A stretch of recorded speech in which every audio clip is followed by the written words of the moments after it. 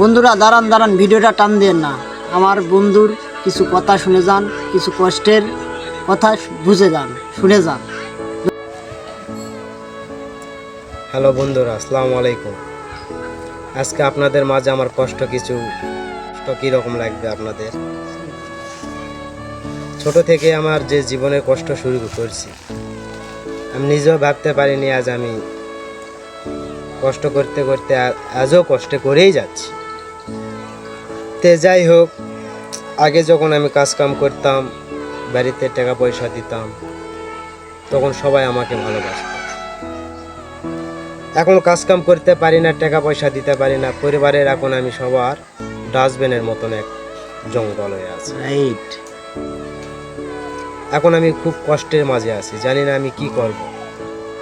আপনারা আমাকে একটু সাহায্য করুন, আপনারা কমেন্টে জানাবেন। ধন্যবাদ।